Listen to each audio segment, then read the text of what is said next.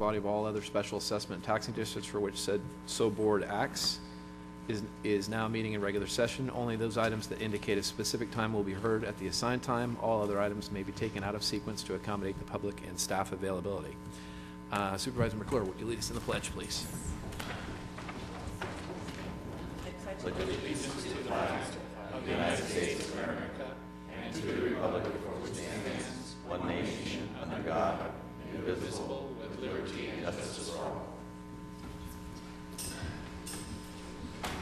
Are there any new employees to be introduced? All right. There is one, but there are one. We'll introduce him at the next meeting. Oh, okay. New Veteran Service Officer. Oh, got it. Okay. County Council, any action taken in closed session? No action to report. Okay. So at this point, just to let the public know, we're going to tweak the agenda a little bit going forward, just to kind of make it a little bit more efficient.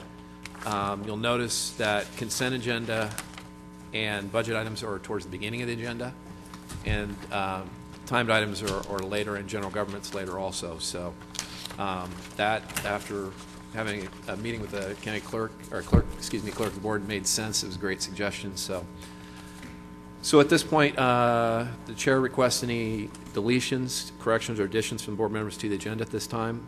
In order to add any item to the agenda, the matter must have come to the attention of the county subsequent to the posting of the agenda, and the matter requires action before the next regular meeting of the Board of Supervisors.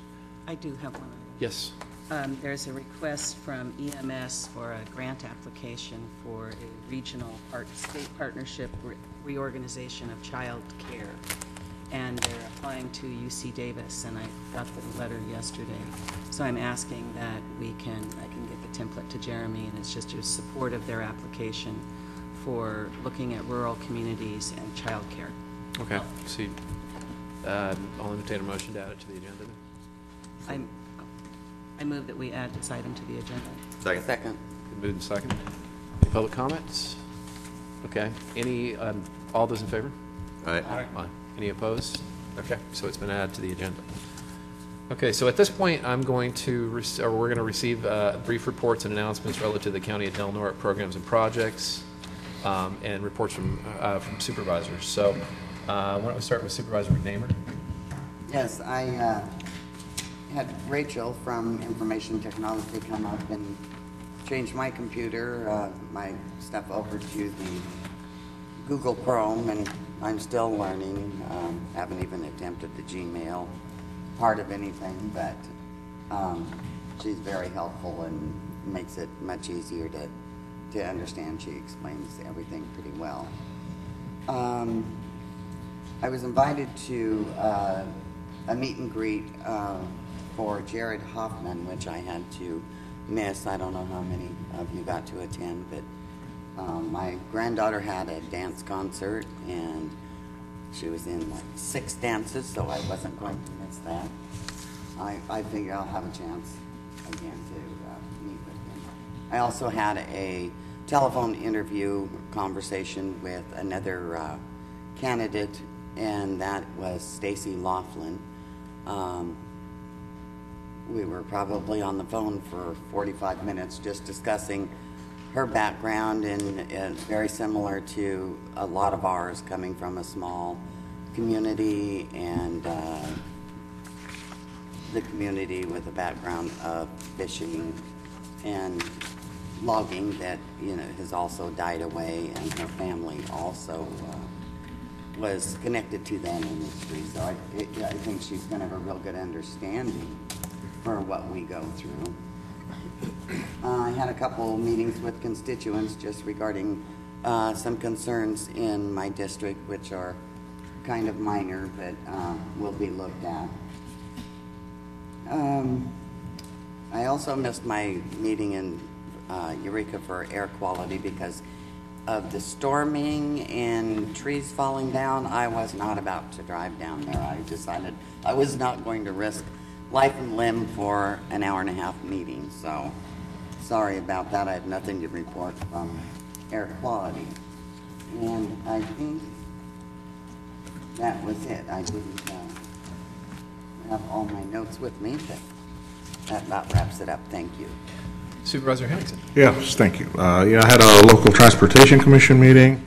I also had was invited to a meet and greet with Jared Huffman that I did not attend, but he did request a meeting with me at the airport, and I did meet with him for about an hour discussing issues of the county and the airport.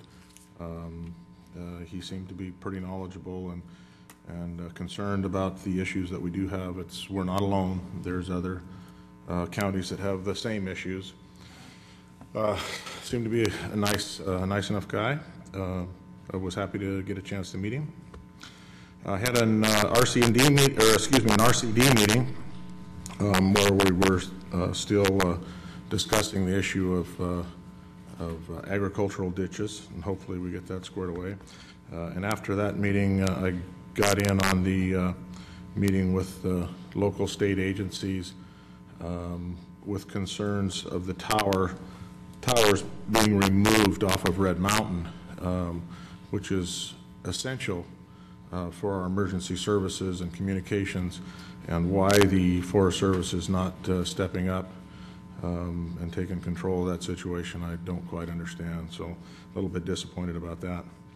I did brave the weather and drove down to Ukiah for a Northwest Integrated Regional Water Management Plan meeting. Hadn't attended for a while, and we had some discussions on outreach to communities that really didn't have the ability, the staffing to be able to come up with projects. You know, oftentimes we're too busy putting out fires to prevent them. Although on that particular day, I don't think there was too many fires because it was raining considerably all the way down, all the way back. I don't think I've ever driven through so much rain in my entire life. I've been here a long time. But it was an interesting meeting. I think the overall picture, you know, the counties that you know, are not able to get those projects that are really needed. The counties that are really needing to have those projects don't have the staff to be able to come up with ideas and the proper,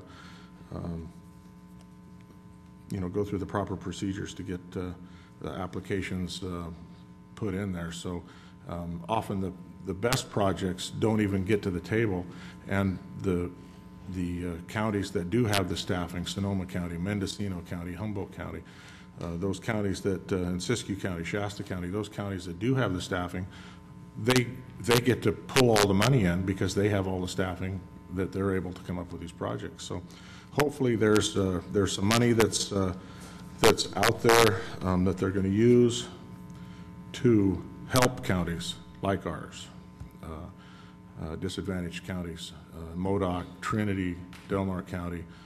They're going to have an outreach that hopefully will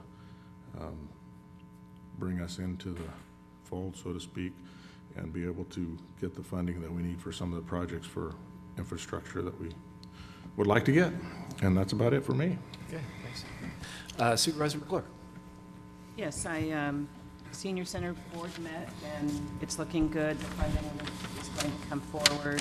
We are in the process of looking for additional board members. We were a 9-member board, but the state has requested that we be a 15-member board, so, I mean a 12-member board, so we need to add people to the board, which is always difficult to ask people to give their time, but we're going to do it because that's going to be connected to our funding. So that is happening right now, and if anyone's interested, there are 3 elected appointments available and 1 at large for low income. And when it's low income, it means that you could represent a group of people that may be collectively low income. So you don't have to be low income yourself, but you can represent a group. So we're looking for people there. Excuse me, Martha, can I ask a question real quick so I don't forget it? It seems to me we used to have 2 supervisors on that board. We could, if anyone's interested. I would volunteer to do that again. Okay, that's good. I'm glad to hear that because I enjoyed being on the board. It's one of my hardest jobs, is trying to find board members. I participated in the chamber dinner that was very well attended, and it went really smooth, and they've, over the years, have been able to cut down the time, so it didn't feel like I was there for 2 days. It was a nice evening, so I enjoyed that.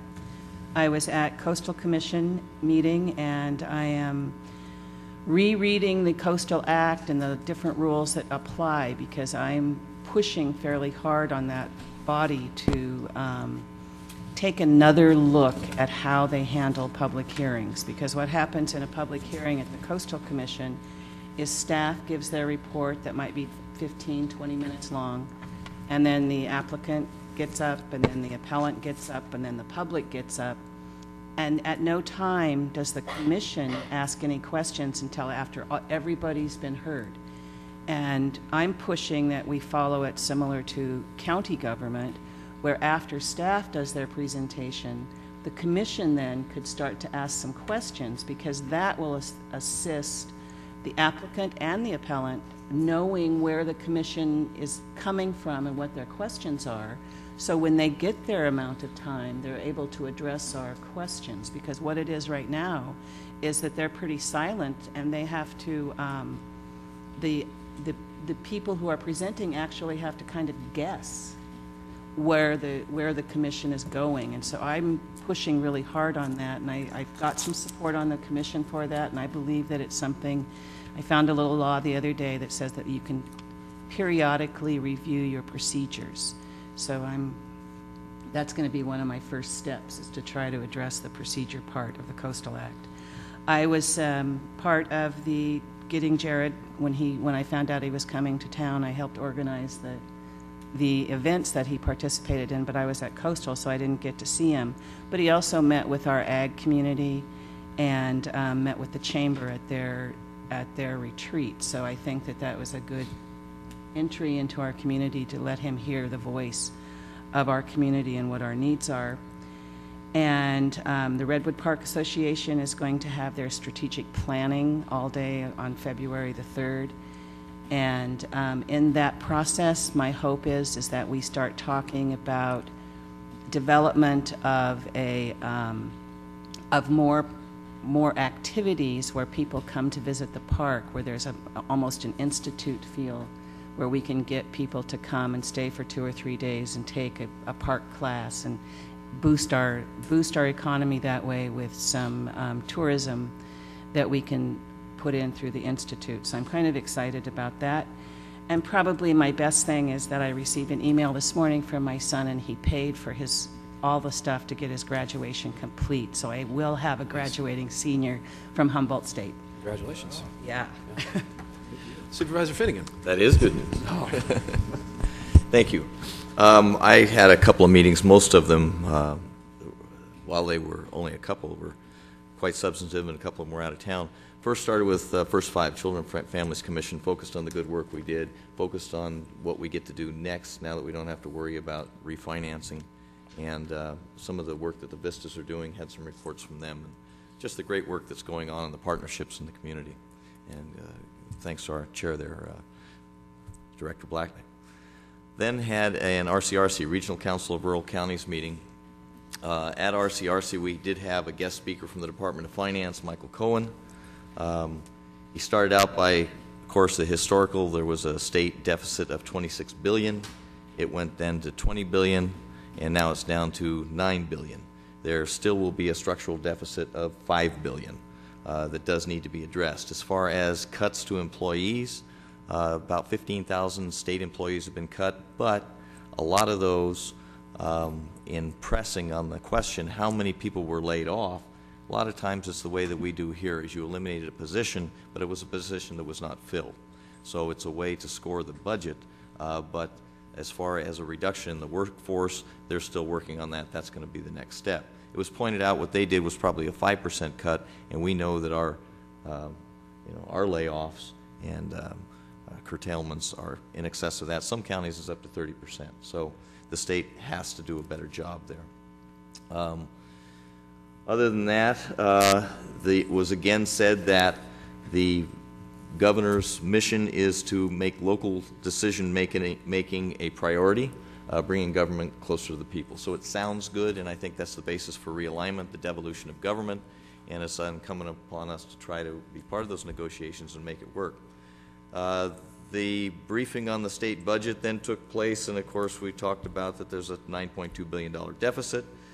We also talked about the CAL FIRE, there's a crew for the CAL FIRE survey, the camps, and the inmate camps. And one of the unintended consequences of the non-non-nons of AB 109 is that those low-level offenders are not being housed then by the state, so the state's not willing to pay for those fire crews. So what they're doing is, now that those inmates will be under county or probation jurisdiction, they are trying to negotiate a contract with the counties for staffing, say like in our case Alder Camp. The cost still, that's what's being negotiated. The state is offering somewhere in the neighborhood, and by offering I mean that they want a contract. They want $46 to $47 a day, and what you have to do is say, okay, what's the cost-benefit analysis? What's it cost to house them in the jail? Or if we had them on probation or home arrest, what would be the deal? And then, of course, you have to pay the state to have them trained. You can't just take somebody out of the jail and send them on the fire line. So it should be a benefit in the long run, but it's still something that needs to be negotiated through. Some of the federal legislation pertinent to us is the SRS, excuse me, not the SRS, it is the National Forest Counties Timber Coalition, the Secure Rural Schools, so I guess it is the SRS. I get that mixed up with the SRA, which I'll also tell you about. Hendricks has a bill going through the House. There's already a companion bill through the Senate. It's in the Resource Committee. The House tried to draft a bill that had to do with reform only, which was really going to go nowhere in the short term and was not going to allow for funding to continue. And our funding is a little less than $2 million a year shared with the schools and the roads. What this will do, it will still be a ramp down, but hopefully it will find some bill, some mechanism to get attached to in the next couple of months. So we will continue to realize that funding to our road department and to our schools. If we don't, well, no scare tactics, it will just be dire consequences. The State of California Fair is some good news there. There's some new legislation that is going to support in the tune of $60 million some of these local fairs. I think our local fair was doing real good anyway, but they realize that these local fairs are economic drivers. So while not every 58 county will have a fair, a good portion of these will be allowed to continue.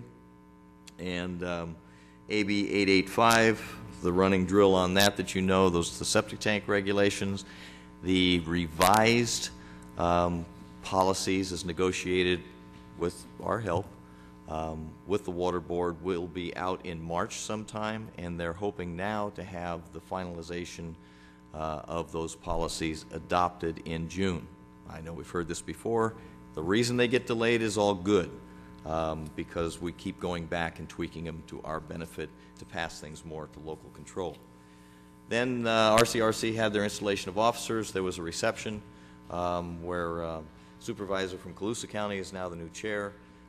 Diane Dillon from Napa County is the past chair, and then Nate Beeson and Kevin Can also are there. There was at the reception, well attended by congressmen, state senators, and state assembly people. So it was a good chance to rub shoulders with people. It was also some of the new department heads were there on the state cabinet level.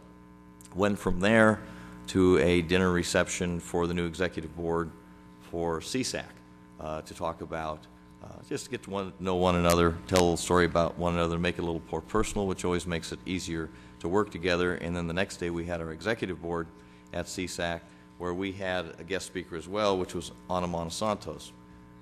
Not that Ana Montesantos is Mr. Cohen's boss, but he does work under her. She is the chief financial advisor on the budget and budgetary matters to Governor Brown. So it's always nice to see her. Talked about some of the impending problems that I'm sure Social Services is aware of. Cal Works program, they're trying to shift the funds to address more of the people that are working rather than the people that are on welfare. Sounds like a good idea, getting back to the way things were intended, but the program, the grants are going to ramp down to a 24-month program rather than a 48-month program, and I'm just going to briefly glaze over it and let Gary talk about it in the future. And some of those grants are down from 600 to 350 for some of these families. That is going to have an impact on the homelessness. It's going to cause problems. People are not going to be able to support themselves. And so as a county, we need to beef up our partnerships and anticipate what the problems are, and then go back and make the case in Sacramento that some of these rural counties like Del Norte County can't sustain these cuts. There needs to be some tweaking to the realignment process, much like we're finding great cooperation between the administration, the sheriffs, and probation on AB 109. Having said that, there is also going to be a 20% reduction in child care slots. There's already not enough child care slots. You're going to see even less there. I think I reported last time the governor hinted that at first 5 there's supposed to be some federal money coming down to start scoring child care. I don't know whether that means that there's going to be some federal funds available for child care slots. We'll just have to wait and see there. There is a proposed change in governance for child care, and that's going to be set up in the future realignment. The scary part is managed care is what they're looking to push towards for counties as well. So if in the next phase of realignment they start talking about managed care and taking IHSS, which is a good thing perhaps, depending on what the cost of the counties is, but it is a state program that they're willing to take back. They're also talking about child care slots when they talk about managed care. So if what they do is the big circle of taking child care, putting it in managed care, looping it in with IHSS, maybe that's not necessarily a good thing to take if the state takes back the governance of the child care as well. So we'll need to stay, on top of that. I guess what we really heard is something that most people don't understand is there's programs where they adopt a budget that really has no meaningful savings in dollars, or any change, but they call it scoring the budget. So on paper, it's allowed that there is to be increased revenues or a reduction in expenditures, but the reality is that nothing's going to change, and that's why you see some of your structural deficits. Other than that, so I guess what I'm trying to say is there's really no realized savings. Other than that, what's starting to happen in the budget that hasn't happened before is policy changes, and that's where it can either be good or bad, and that's where we need to stay on our toes, because to have a policy change that sounds good but then it doesn't translate in the budget but actually causes money is not good. So the potential to have a really good situation with CSAC, the governor, the counties, and realignment is there. We just have to be diligent. Anyway, other than that, then I had a set on a planning committee for CSAC that's going to be talking about the different ledge conferences and the different annual conferences and things like that. But that was pretty much it, and it was back home, and don't have to worry about going to any more football games. Thank you. Okay. Real briefly, attended a local transportation commission meeting with Supervisor Hemmingson. Also dealt with another complaint from another constituent regarding a over-enthusiastic, overzealous fish and game warden that continues to come up. And I had a conversation with his supervisor, Captain Banco, and hopefully these things can get worked out and we don't continue to have future complaints about it. So had 2 meetings, I had phone conversation with Susan Adams, who's running for Congress, over the phone. Additionally, had a meeting face-to-face with Stacy Lawson, who Supervisor McNamara mentioned, with a business background and coming from a rural community. I liked some things she had to say. Attended the Chamber Board retreat. Attended agenda review, then also attended the Chamber board dinner, as Supervisor McClure had mentioned, and they have it down so it goes really quick now. You're not there until 10 o'clock at night, so Anyway, Mary Foot's the new president, and it's good to get some new blood in there to change it out. Additionally, last night I attended the Junior Grange Awards, which Helen Ferguson is the main driver and the organizer, and my son got an award for his laying chickens, which have been in the newspaper and everything, so got to hear everything about that. So really good event, because a lot of those kids wouldn't get recognition with it otherwise, and it's great to reinforce it, and they teach the kids a lot of valuable lessons, so really encouraging event. So other than that, that is it for reports. So Supervisor Yeah. or Chair Sullivan. yes. Very briefly, I left out the best news. I think I said last time we talked with the governor, he made some commitments. Ana Mano Santos, the Director of Finance, reiterated those commitments in brief, bold points, and there are 4 of them that the governor intends to work through CSAC directly with the counties. Number 1, pension reform. Number 2, regulatory reform. Number 3, redevelopment and economic development, restructuring the redevelopment to be economic development for the county. And number 4, flexibility. Get rid of all the silo funding. So the horizon is bright if he holds to it. Good. All right, so at this point, we're going to go to public comment. Next meeting, public comment will be a timed item at 10:30. So that'll allow us to get through reports, consent agenda, budget items, and do public comment at that point. So at this point, I'm going to open up for public comments. And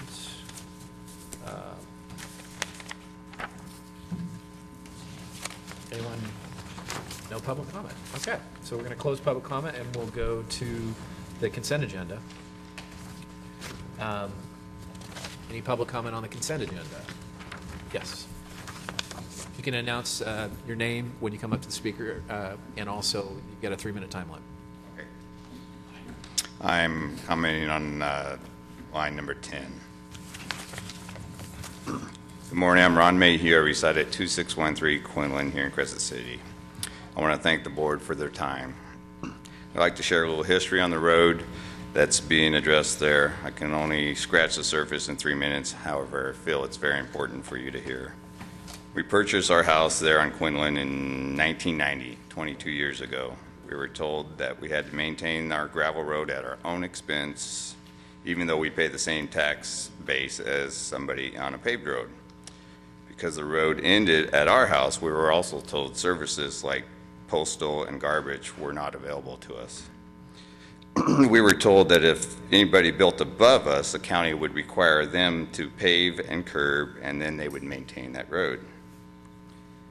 In fact, 1 block over on Peebler, contractor Mr. Bailey was issued a building permit for a 3rd house under terms that he curbed and guttered and paved the road at his own expense, which he did. We maintained this road now for 22 years on our own, adding gravel and diverting water when necessary.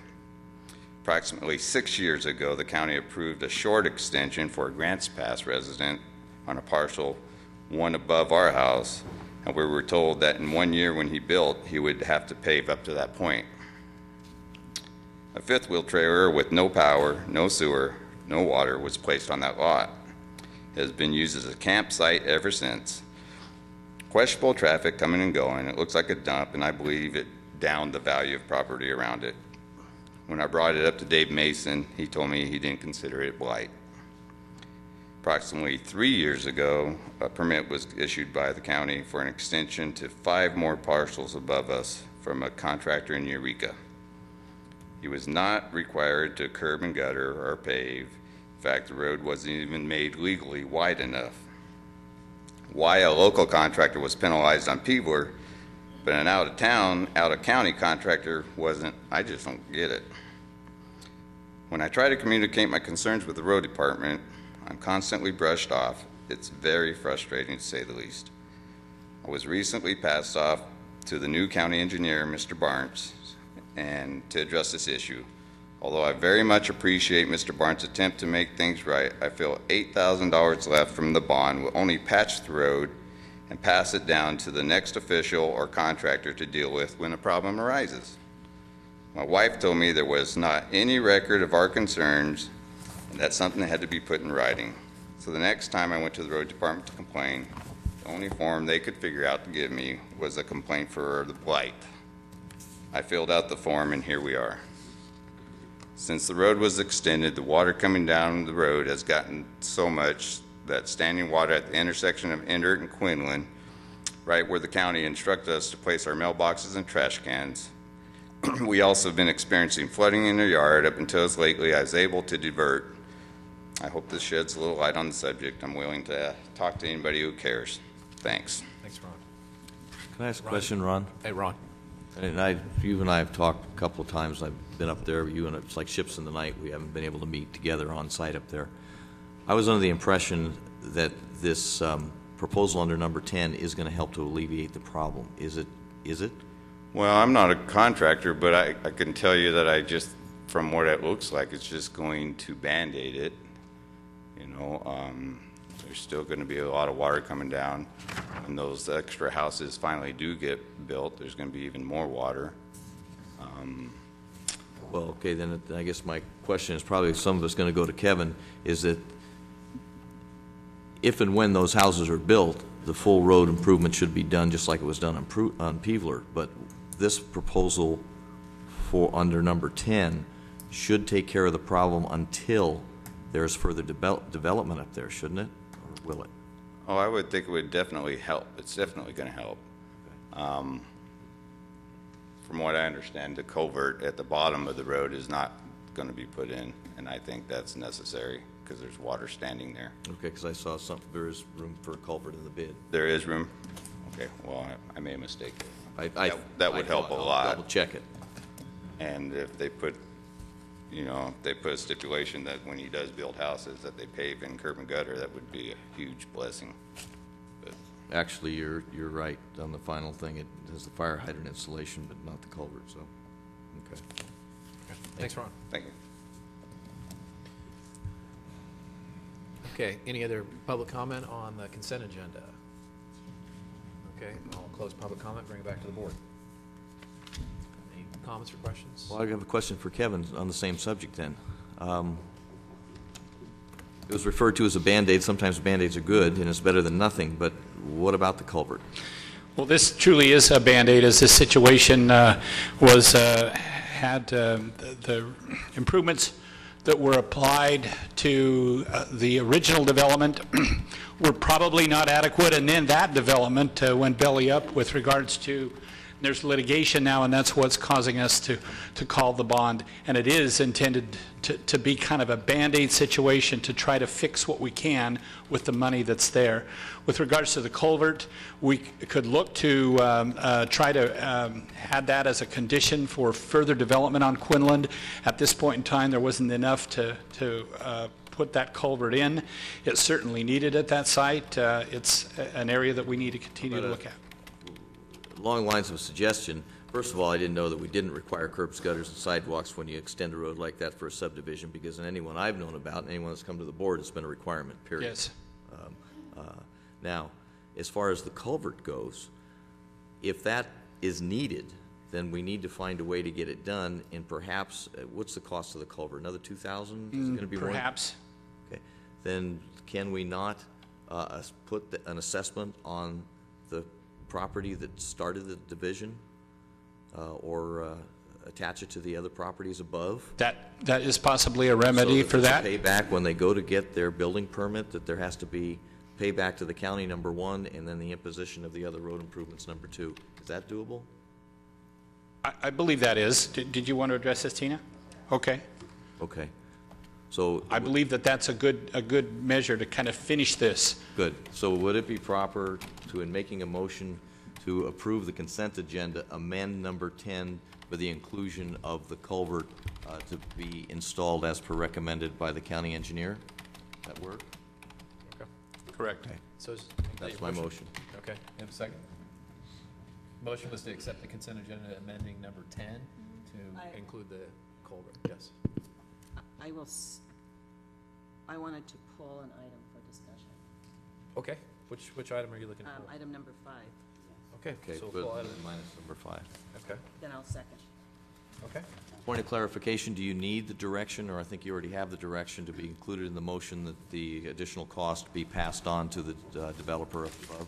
No, the discussion here and the action is clear. Perfect. Thank you. Okay. So, the motion's been made to accept the consent agenda amended to 10, and we're pulling number 5 to be discussed separately. So, call the vote, please. Supervisor McNeamer? Yes. Supervisor McClure? Yes. Supervisor Hemmingson? Yes, I need to recuse myself on item number 10. Supervisor Finnegan? Yes. Supervisor Sullivan? Yes. Okay, it's been moved. Okay, so at this point, we're going to bring up Gary for his presentation, Director Palatnik. Guys, item number 5.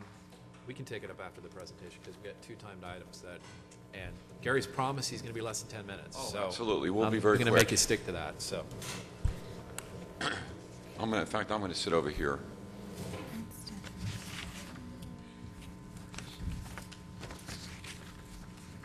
You know, the Board of Supervisors has a keen interest in foster children, especially the concerns about what happens to foster children when they turn 18 years of age.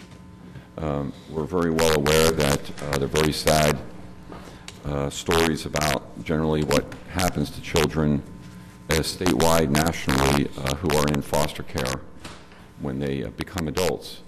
Well, recently you're aware that we've been talking about AB 12 and AB 212, which are state law that now is consistent with federal law that begins to enable us to move forward in serving a new population of what we call non-minor dependents that Crystal Marquetan will speak to. But those are children that have been in the foster care system but now are turning 18 and will have a multitude of options for support. And so this is very exciting with all the things going on statewide, nationally in terms of funding and programs. This is sort of like a shining light in some of that darkness as far as taking care of a population that has been long neglected, which really is the responsibility of the state. When the courts are involved in a child's life, now the state becomes the parents. And finally, in our estimation, there's been some significant movement in taking responsibility for that. So, as you're well aware, I'm not sure if I'm doing this properly here. Which? F5. Okay, there we go. Okay, great, thanks. But these are the current placement settings that we have for children who come to our attention, and you're well aware of most of these placements. But these are generally for children up to 18 years of age, except for the last one on the list, which is for young adults 18 to 24. We have 2 slots now that are filled with those youth, and this is their choice to be involved if they want to, but also we have to approve the placements, and there's no court jurisdiction involved in that, although we are responsible for the payment. And so AB 12 and AB 212 have a set of values or principles that we certainly are in line with, and the most significant is the idea of permanency. Now, instead of a child at 18 years of age, for all intents and purposes, 18 years of age, for all intents and purposes, facing being put out on the street,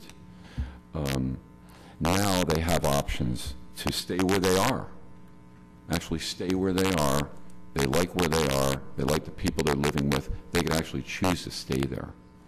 Or they could choose to move to a multitude of other options, including a college dorm, and we'll talk about that in a minute. So it's very exciting, and it really supports the idea of child having a predictable and permanent relationship with adults and others who can support them. So as you can see, these values, they're very consistent with your values, with our values, and now we'll be able to do a little bit more to support that. So Crystal is going to very quickly sort of run through these new changes and how we see those working.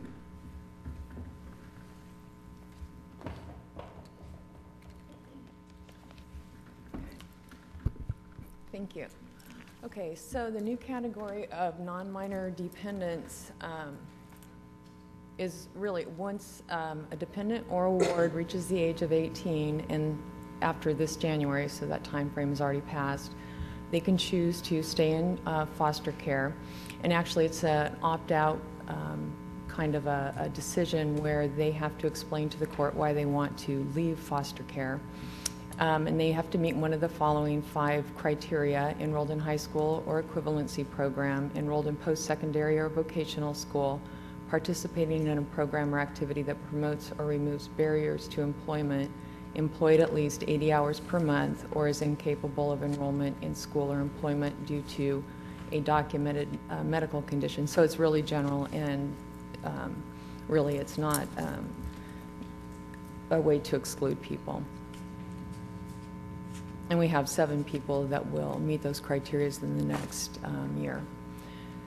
So non-minor dependents may choose to remain in foster care in a THP plus foster care placement, which includes services from a service provider and county case management. And examples would include foster care home, relative home, non-related legal guardian home, or an apartment. Non-minor dependents may choose a supervised independent living program also, which is placement and services from the county case management only. And so they are still responsible and under the court's jurisdiction. And below are listed some of the placement options there. It is, though, a lesser level of case management and support. So just to kind of summarize what the placement options are available for transitional housing in Del Norte County. So currently we have THPP, the Transitional Housing Placement Program for 16 to 18-year-olds. So those are wards or dependents. 1 slot available for that. We pay $27.48, and our service provider for that is Environmental Alternatives. The next one is young adults ages 18 to 24. This is THP plus, the one that we've had all along. These kids are, or I should say young adults, are not dependent, so they are not opting to stay in foster care. We have 2 slots still available for these young adults. They will not, as I mentioned, be under the jurisdiction of the court. Then young adults age 18 through 19 this year will have the remaining 7 slots. They would remain under the court jurisdiction. So we'll have, 5 slots available with a monthly rate of $35.97. And then young adults ages 18 or 18 through 19 in 2013, 18 through 20 in 2014 with court jurisdiction. And then there's the SILP, which is the Supervised Independent Living Plan, where there are no restrictions on number of SILP placements, and the rate there is $7.76, which is the basic foster care rate. And that rate, I should mention, is paid directly to the non-minor dependent.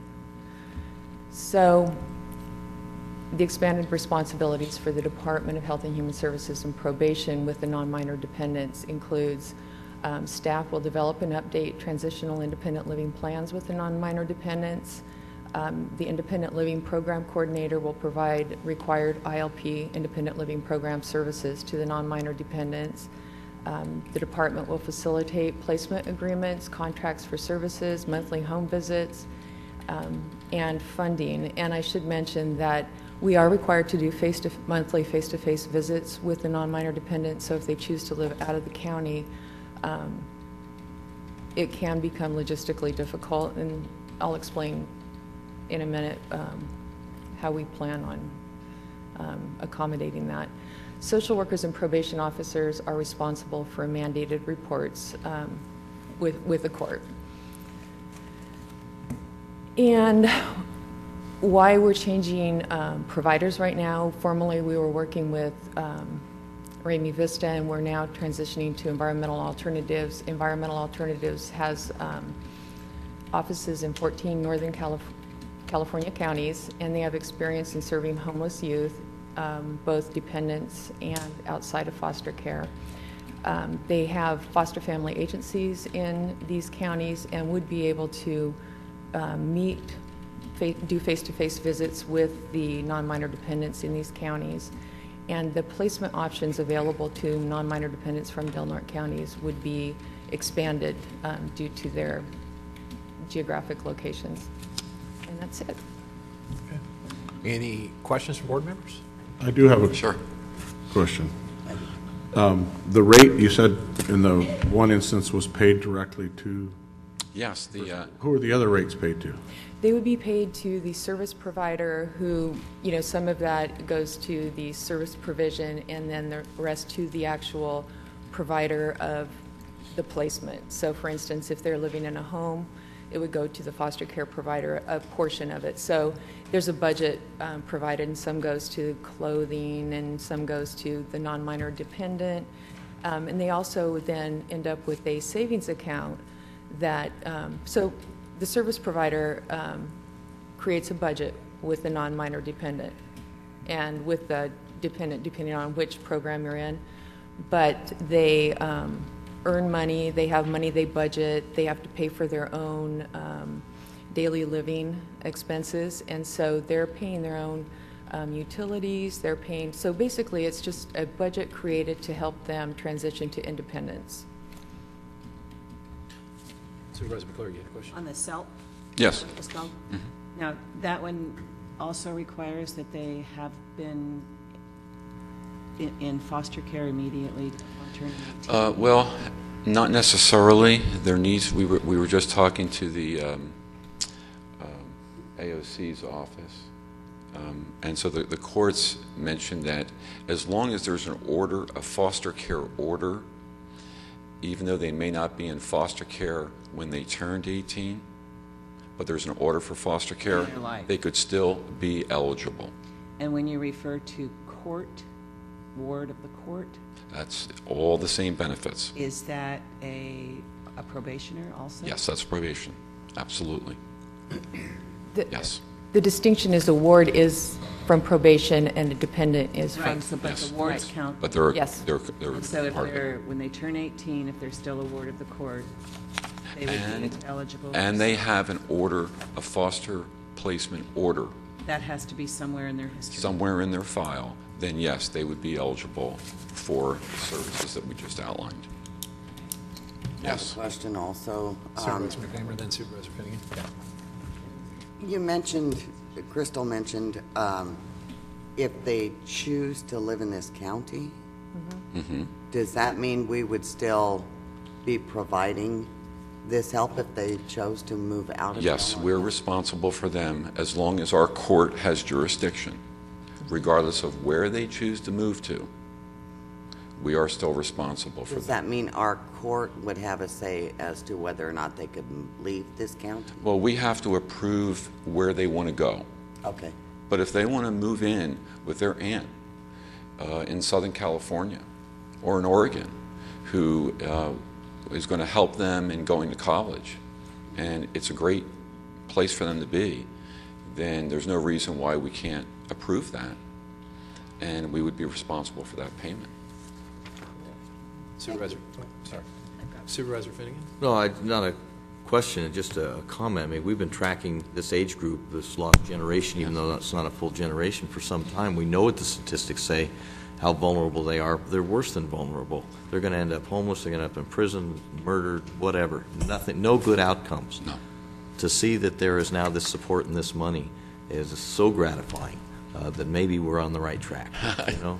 That's why I just had it value added in front of you. to those youth that can now transition into adulthood. Yes. Rather than kicking them to the curb. You got it. Now, the one other point I want to make is this is an opt-out program. So that means that every child that is eligible, when they go to court, as they get closer to their 18th birthday, they will have to explain to the court and to us why they don't want to be involved in the program, rather than we asking them if they want to be involved. They have to explain why they don't. So really, they're automatically eligible. They're automatically going to be offered the services. So this is a very different proposition than we going to them. They actually have it. It's already there. So they will be told this. They're responsible to be told this by their probation officer and by their social worker. And they will be informed of this. So right now, this year, we have 7 youth that are turning 18 that are currently in foster care or eligible for this program, and we will be excited. In fact, I think in February, our first one will be getting services under this jurisdiction. But you haven't done the probationers yet. Yeah. This is the number. I'll Yeah. I'll contact you. Oh, 'cause I have a couple. feel free, and we're happy to get together with you, and we can talk with Tom. Any Thank other you. questions from supervisors? Any public comment at all? Okay, thanks, Gary. Thanks, Crystal. Okay. Can I Yes. just say one other thing? We have also the new providers are here today from Environmental Alternatives, Tim Wilkinson and his son Nathan. So we're really excited to have them here too. Great.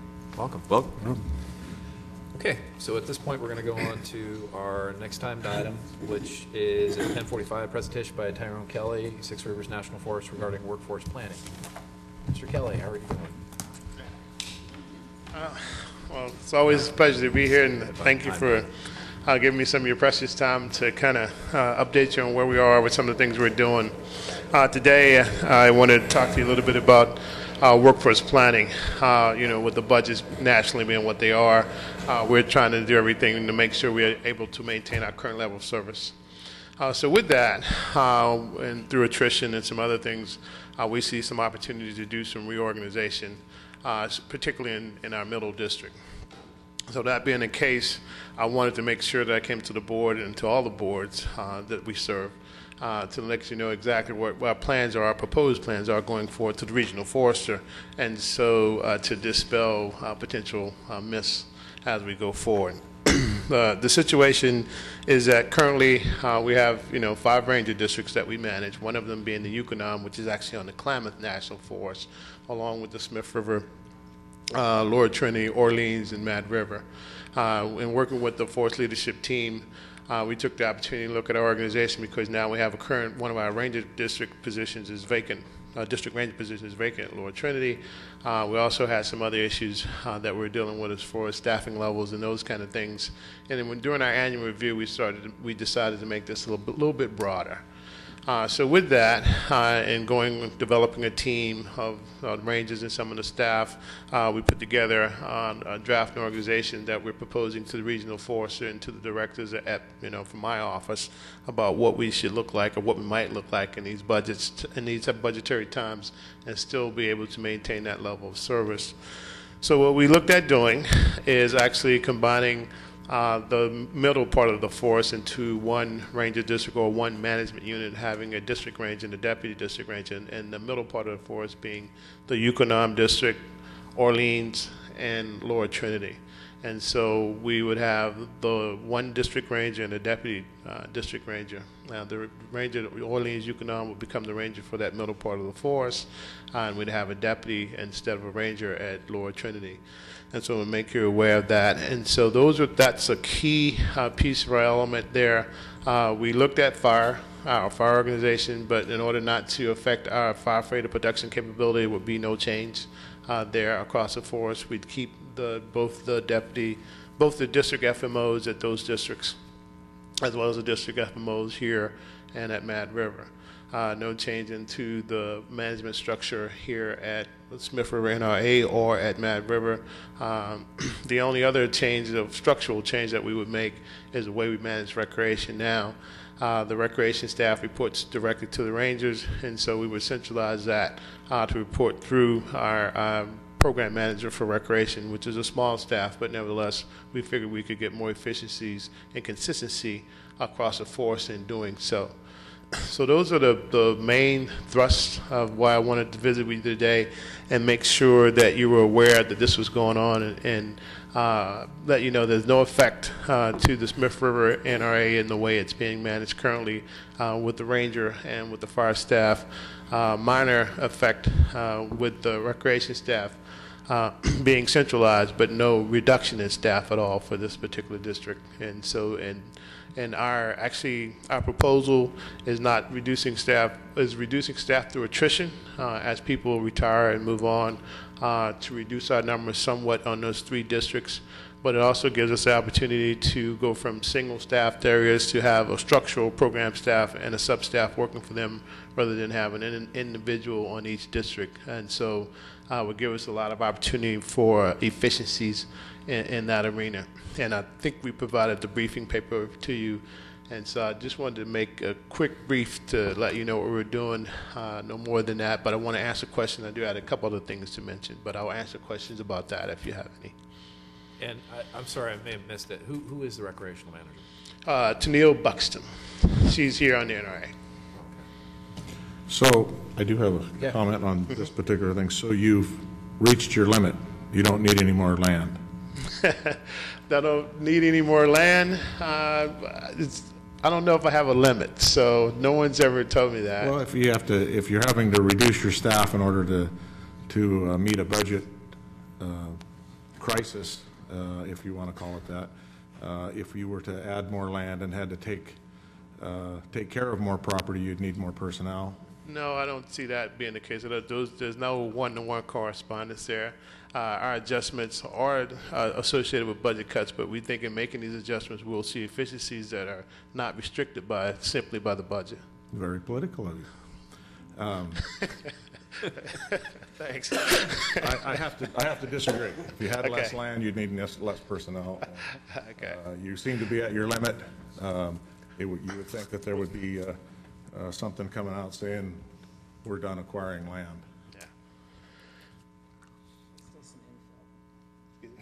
There's still some info.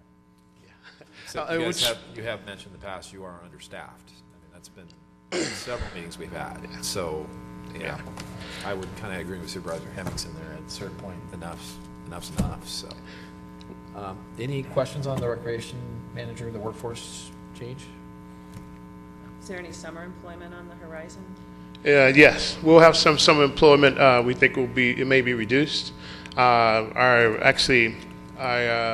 The budget coming from the Washington level to the Forest level should be here at sometime at the end of February. We'll have a better idea. We'll know where we are financially and how to shape our programs relative to the budget structure. So there will be some summer employment, but we don't have a final answer on that yet. Yes. Yeah, Tyrone, thanks for being here.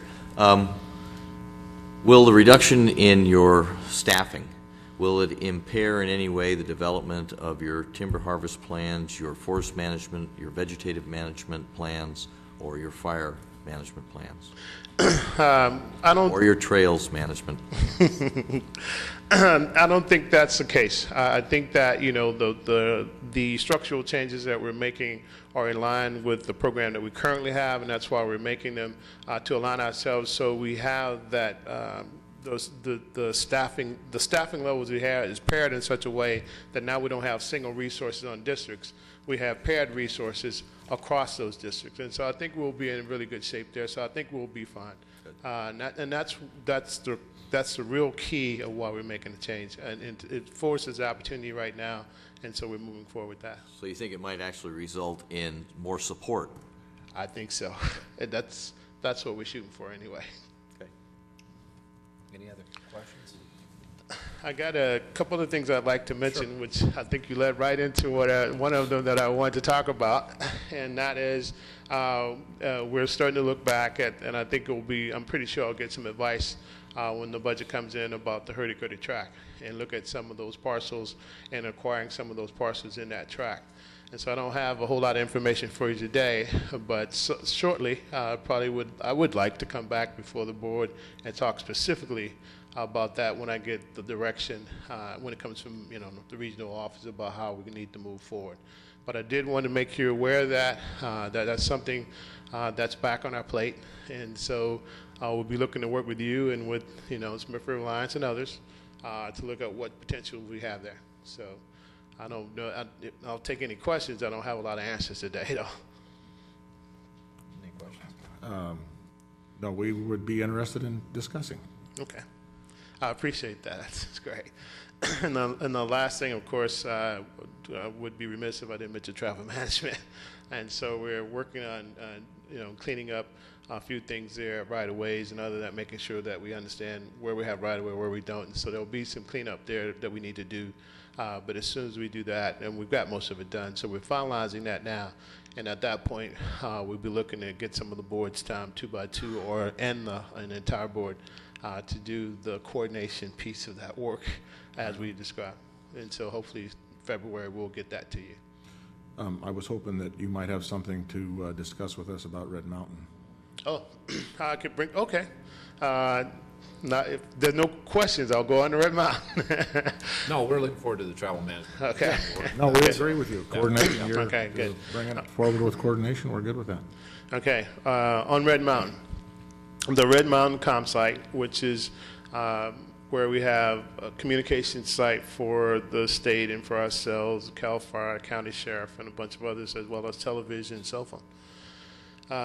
In the forest plan, our forest plan, Sixth National Forest Plan, one of the things that, one of the provisions that plan is to divest of the improvements on that mountain in 2022. And at least that's when the permits run out, and that's when they run out. So the current permits expires in 2022.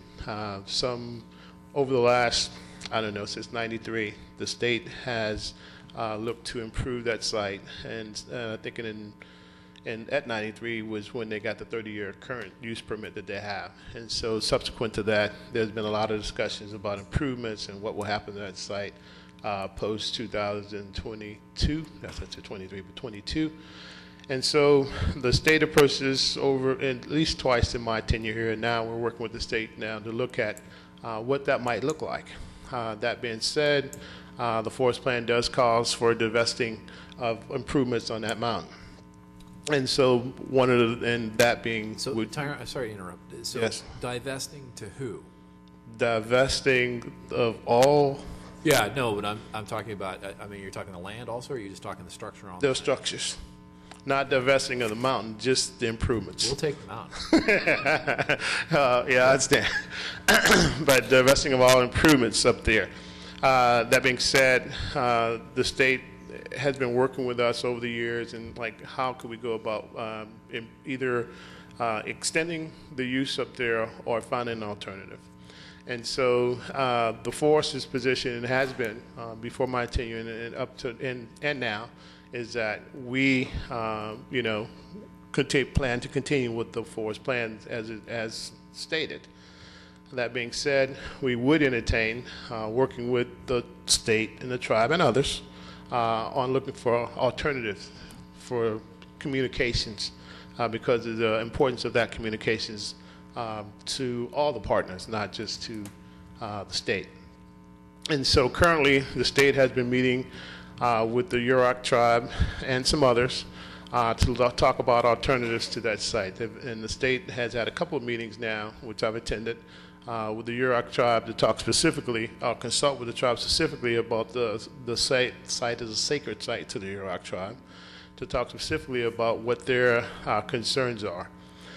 And so far, those meetings were held last Saturday and this past Friday, and there's another one this Friday at 4 o'clock in Klamath to further consult with the tribe about that particular site and how it might be different, or how it might be, maintained, and also show respect to the tribe's traditional, cultural, and spiritual practices. So that's kind of where we are at the moment. The forest position, which I started to talk about, was that, yes, the forest plan does calls for, eliminating or divesting of improvements on that mountain. And so the state asked us if we would entertain doing a forest plan amendment to do that. And so, in doing a forest plan amendment, we asked the state to consult with the tribe, because without some support, a lot of it, about going forward with a forest plan amendment, I would, as my predecessors have done, look forward to forest plan revision to make such a major change as far as direction goes for that site. And so that's kind of where we are at the moment, and looking at how we might find alternatives that we, the Forest Service, could move forward with as far as doing a forest plan amendment, subsequent, or in not having that, we would be looking at forest plan revision to address this major issue. Okay. Questions, comments from board members? Well, I mean, I think that, I don't think that the site was ever listed as a communication tower. I think that was wrong in the first place. The other thing, and I think that they've probably been looking for an alternative site and have not come up with one that's going to be as effective. It's going to affect emergency services considerably. And why you're handing that off and not taking responsibility on your end of it is pretty disappointing. We haven't handed it off. It is still public land managed by the Forest Service, and having these dialogues, it is not in the forest plan, as you mentioned, that it is not a communication site. So it puts the forest in a position of having to amend the plan or deal with this forest plan revision. Amending the plan is a daunting task for such an endeavor when we have a sacred site, which is recognized as a historical district and a historical place, and for its unique character and culture, to the tribe's culture and spiritual beliefs. So my position has been that I really would like to see the state work with the tribe to help us find an alternative. And so this is just a precursor to what decision might be at some future date. But this is a necessary step, I believe, in order for us to find a way to work together. We could launch forest plan an update, but I think without a reasonable path to an end, it would not be fruitful. And it's still 11 years out, although the clock is ticking. Supervisor Finnegan. Yeah, I guess first of all, what disturbs me is if we're talking about, first of all, it is in the plan that it be there. Your prefacing remark, call it a comm site. You acknowledge it's a communication site. It is. It's currently used as a communication site. It is. No question. It is.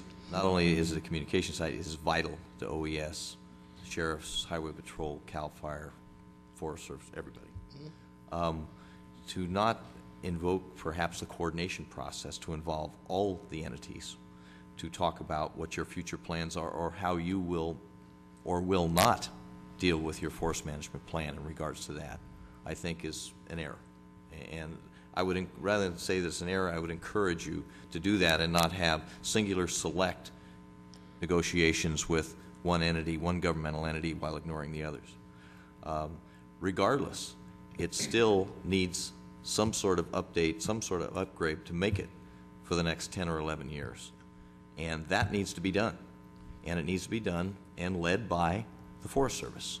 And I think is what you're hearing is to have that responsibility passed off with an excuse that we are talking to a local tribe is not acceptable. And since you brought it up as being an archaeological site, it has not been identified as an archaeological site. It is disturbed area. There is the site that's been there for some years. There's a landing strip up there. It is not undisturbed, and that's been documented. So I think we're stretching the boundaries of the arguments rather than dealing with the problems, and I would encourage you to talk with all the governmental entities, especially CAL FIRE, the state entities, Highway Patrol, sheriffs, whatever can fall in line behind them, the tribes, and the Board of Supervisors with regard to health and safety and welfare issues that deal with that tower and how important it is. Yeah, and I fully agree with you. I don't think we're at that stage yet, and that's what I'm saying. And that it is currently a comm site, and that's how it's managed. But it is in the National Register of Historic Places, be no doubt. And it is a place that has been recognized through that venue, and so there's no change in that at this point.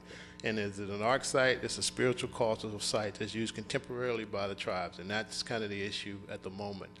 The piece about asking the state to work with the tribe is specific and germane to that site and its nomination and listing as registered as a cultural site, and that's it. The pieces about going forward from there still need to be worked out, and at that time involve all the parties, of course. The only other thing, I think, is that in looking at, working with them is not to disenfranchise anyone or not to coordinate with anyone in any way. It's to make sure that I recognize the site for its particular significance and then work with the state. Because to keep that site there has to be some type of mitigation. I really don't know. We don't have the capacity to determine that with the type of designation that it currently has. That's all. And I think, while all the other entities, and I'm sure that the Yurok Tribal Police must know and their emergency services, just how vital that is to the entire reservation, the entire county, and it goes beyond the counties. This, I think, takes in a couple of counties, 3 if not 4. Yeah, it's important. Supervisor McClure. Is there any language in the current permit that would allow the permit an extension? No. Well, I'm not positive. I don't think so, but I'll double check. So I don't have a solid answer. I don't want to make one up, or guess at one, I'm sorry. Yeah. But that might be a way, instead of actually amending the forest plan, that you could be routing it for an extension. And one other thing I'd like to mention, we have tried to work, and we have tried to work with the state in doing some improvements to the current site, but we have asked them to stick within the current footprint, to not do any additional disturbance other than disturbing the area that's currently disturbed under their tower. And so we put some limits on it, but we're open to working with to make sure we have current service and can keep that current service going and make any necessary improvements within a framework that we think is within the framework of the forest plan. Yeah, I mean, it's encouraging you're dealing with this now instead of 2020, and we've run into this because you guys obviously realize there's a problem in your plan. There was an error, and you weren't there in 1990, so I can go ahead and pick on the plan, but 1990, there was a mistake made when they actually did the forest plan. And so you guys are realizing that now, and the only step that's disappointing is that you didn't bring more entities in to begin with, and that there was just a dialogue between you, the Forest Service and the Yurok tribe, and I think all the other entities should have been at the table as well, because that site is equally important to us in the community, and the state agencies as well. So there is no alternative to Red Mountain. I mean, there really is none. From what I understand, all the different agencies, that's it. So I'm encouraged you guys are working on it, but like I said, it would be nice to bring us in sooner on to the process, because I would assume the Yuroks really want to have communication set in place also. Right. And I appreciate that, and I understand, and so trying to balance that is tricky. So. Okay. If I could just ask one more question.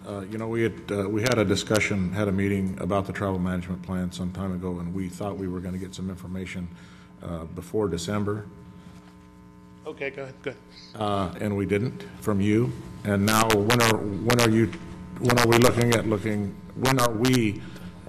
kind of a timeline are we looking at before we get information? Or when you're cutting staff like that, does that have a problem with the whole efficiency of your managing of the forest? We're hoping to have something before you for the board in February. And so as we are going back through and looking at things, like I said, the right-of-way issues was something that kind of caught us a little off guard. And so trying to clean up some small things like that. But nevertheless, in the holidays, but we would have liked to gotten to you soon, so I apologize for that. But nevertheless, we will make sure we get it to you as expeditiously as possible. Okay, thank you. I appreciate you coming up. It's always good to see you. Yeah, no, obviously, we'd like to see you more. We definitely appreciate the communication. It's a huge improvement from where we were at in the past. So it's very much welcome to have you and your staff come up and communicate what's going on. So thank you. All right, thank you. Thanks, Harold. All right, thanks. All right, thank you. Okay, I'll entertain a motion to take the budget transfers. Actually, any public comment on? No public comment. Okay. We'll take budget transfers. To approve budget transfers 106, 07, 08, and 09 as specified in agenda items 12 through 15. Second. Any public comment? Seeing no public comment, bring it back. Chairman, could you please poll the vote, please? Supervisor McClure? Yes. Supervisor Hemmingson? Yes. Supervisor McNamer? Yes. Supervisor Finnegan? Yes. Supervisor Sullivan? Yes. Okay, going back to item number 5, which was pulled by Supervisor McClure to discuss.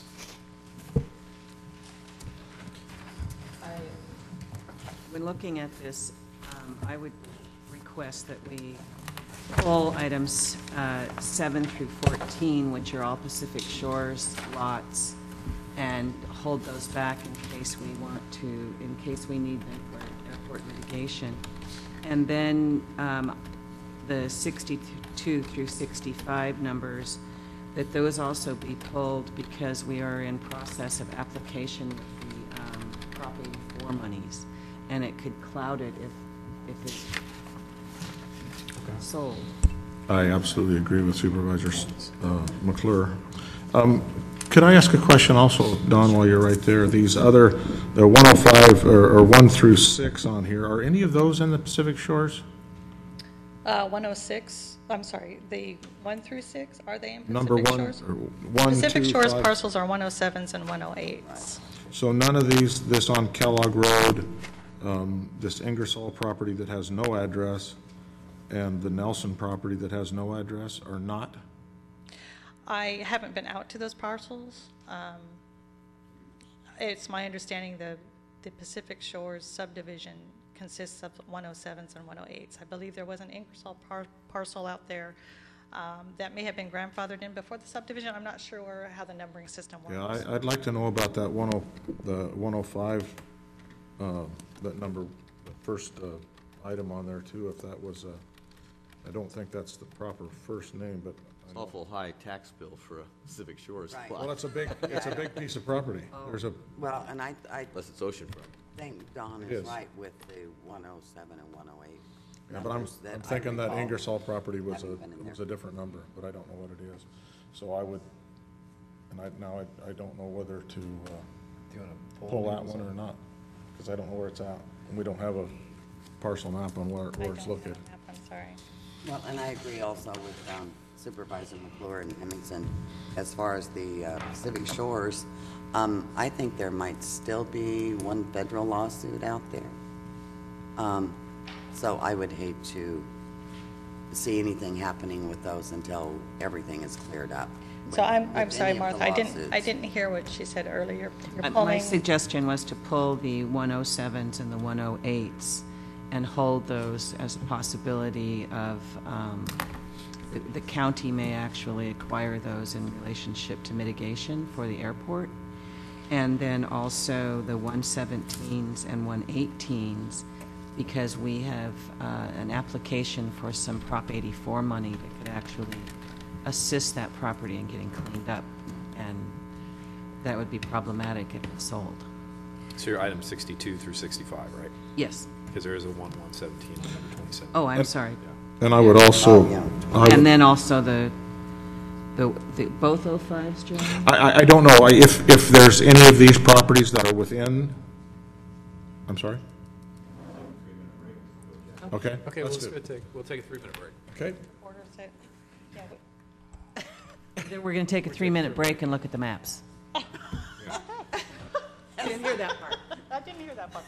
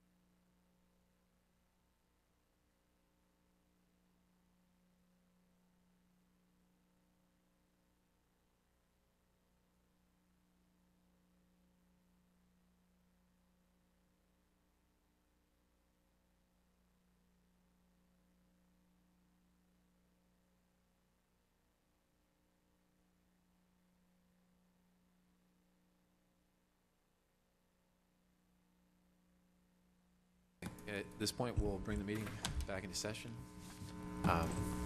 So did we resolve the issue on the, which ones we wanted to? Yes, I'd like to pull 105, 030, 45 also. Okay. Any of the item 2, 5, or 6, or sale number 2, 5, or 6? No. Okay. And then, so I'll entertain, any other questions for our tax collector treasurer? Okay. So I'll entertain a motion now. I just wanted to Yeah, just make sure. a comment.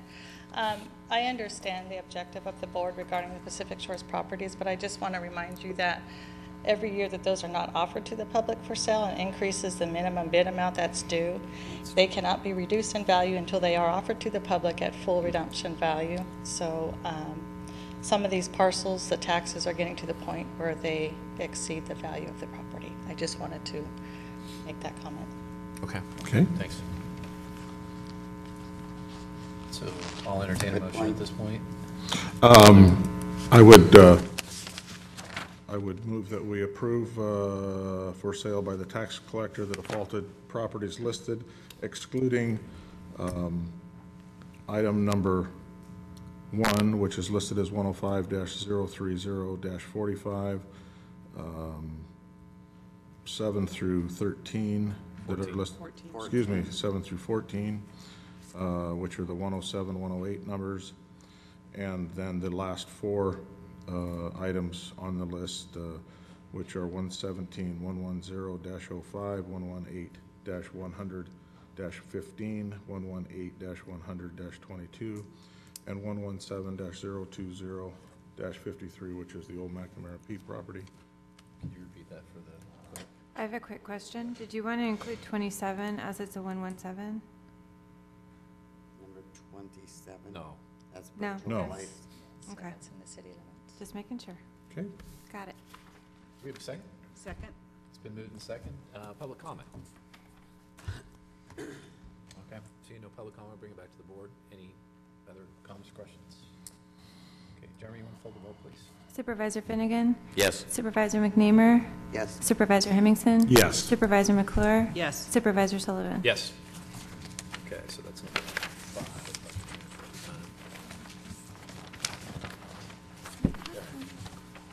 At this point, we're going to go into general government items, and we'll go to item 19.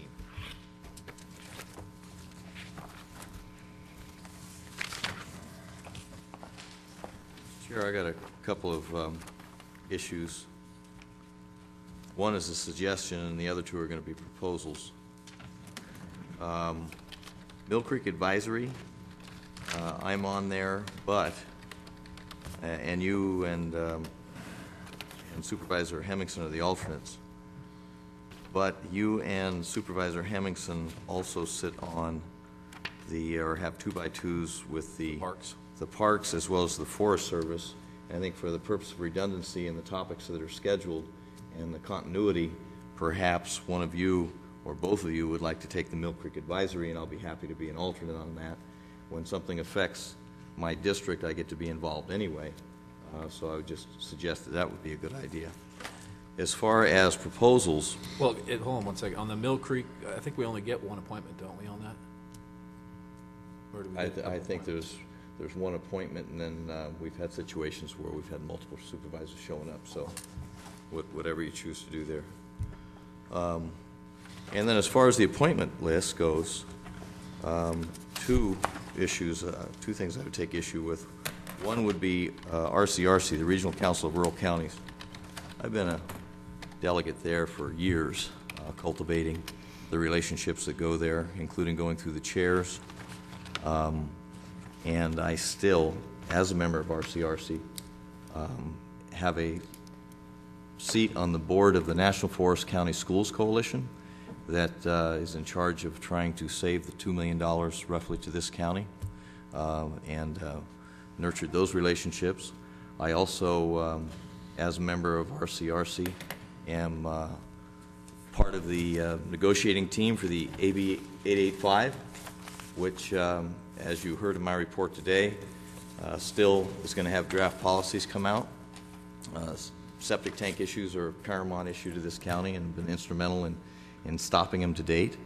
And then also as a member of RCRC, I am continuing to be involved in negotiations. The next one on February 24th is scheduled, the MOU with the Forest Service and RCRC for the counties.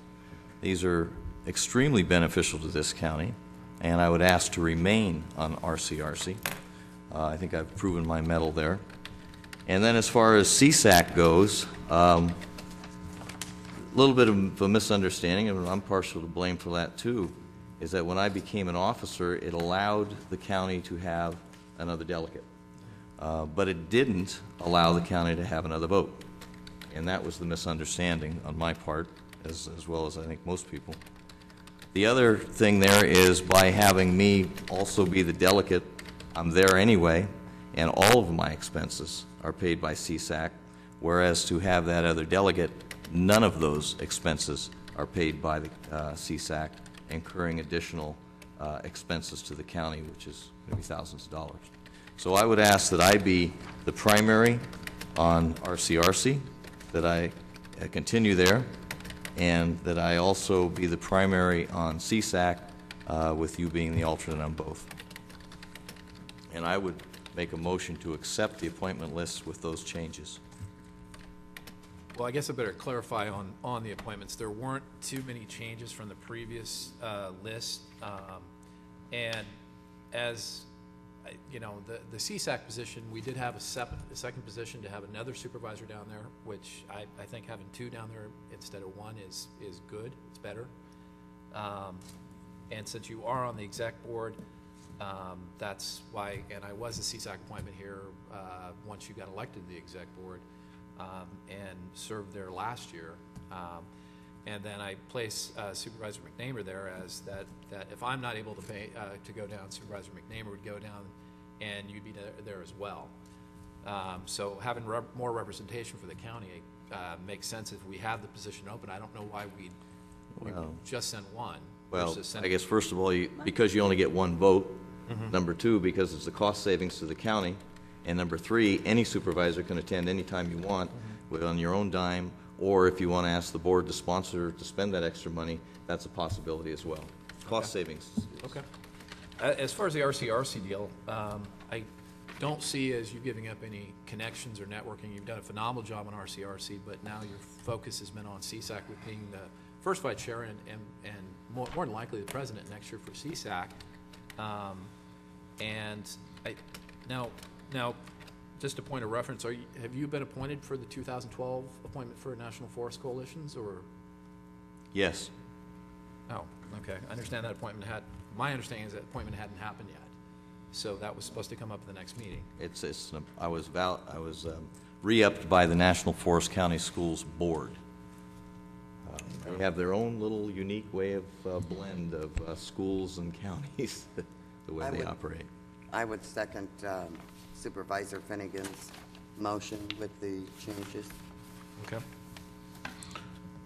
I'd just like to make a comment. You know, we've, historically, we've only changed those bodies that maybe that we didn't feel were doing a good job or weren't very efficient in that, or that they requested.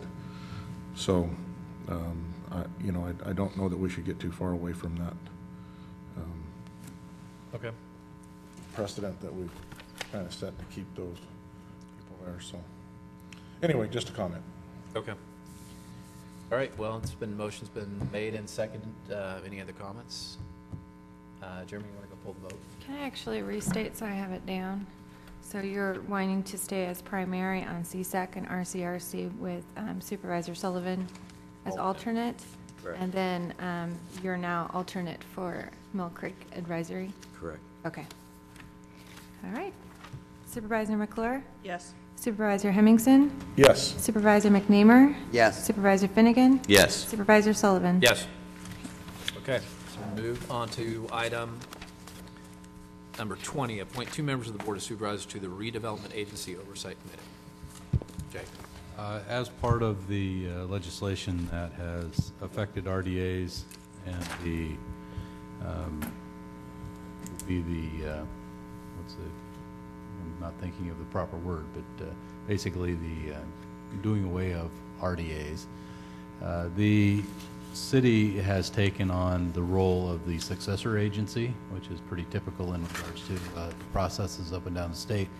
There will be an oversight board that will oversee the dissolution of the RDA and any assets, and will assist in making those decisions. The auditor controller has a considerable amount of work to do associated with this also. But that oversight agency requires 2 members of the Board of Supervisors, and in anticipation of that group getting together relatively soon, we're requesting that the board appoint 2 representatives to that board. Okay. Any suggestions from board members? I would be willing. Volunteers? Okay, Supervisor McClure? Anyone else? You don't want to do that. I I would volunteer. Okay. Okay. So, That's cool. at this point, then I'll entertain a motion to appoint Supervisor McNamee. I would so move. You have a Second. I don't want to be in a conflict because I think I'm going to be in a position to help negotiate the new redevelopment agencies with the governor. Okay. Any public comment? Seeing no public comment, bring it back to the board. Do you want to poll the vote, Jeremy? Supervisor McClure? Yes. Supervisor Hemmingson? Yes. Supervisor McNamee? Yes? Supervisor Finnegan? Yes. Supervisor Sullivan? Yes. Okay, moving on to item 21, which is the review and approve the Treasurer's 2012 Statement of Investment Policy and adopt the resolution of the Board of Supervisors of the County of Del Norte delegating investment authority to the County Treasurer. This is just something that we do every year. We have to do it every year. I actually pulled it from last agenda because, and I still haven't seen the list of holdings that the Treasurer currently has, but one of the requirements of the investment policy is the Treasury Oversight Committee meet, and there's, up until that point, there had been no meeting, so at this point, it's coming back to the board because they have met. They met the day after. I wasn't at that meeting, but they did have a meeting with the quorum, so they've met that part of the investment policy. Any other questions from supervisors? Okay. My only issue on this is still, I don't know how the investments have gone or what they've done, and I do have a background in that field, and it would, I would think that there'd be a little bit more involvement with the Treasury Oversight Committee in the Treasurer's actual investment process, so.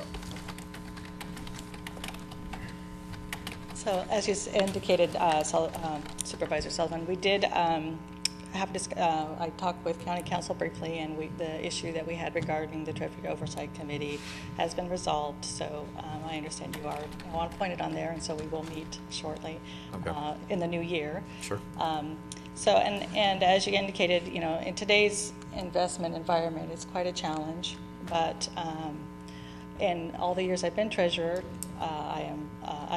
I have always made money with the county investments. I've never lost a dime with the county investments. So looking at our own portfolios, that's always a challenge, but there is a difference between municipalities and private sector. So, and one of the changes that I did want was the previous policy restricted the length of time I could go out with CDs. Some CDs out there actually have a little bit more yield than basic security, so I wanted to be able to go out a little further and entertain acquiring some CDs. And I've checked with some local banks here, and again, they're not great rates, but something is better than nothing. So that's an objective I have in this new fiscal year. When you talk about going out further, you mean further than 5 years? It wasn't that the limit? It is 5 years. My Extend from policy 1 to 5. restricted CDs for just 1 year, so I want to extend that out to the 5-year maximum that we're allowed. So is that a change in this? Yes, that is a change. Were there any other changes? What? I think that's the only one that was highlighted at the beginning anyway.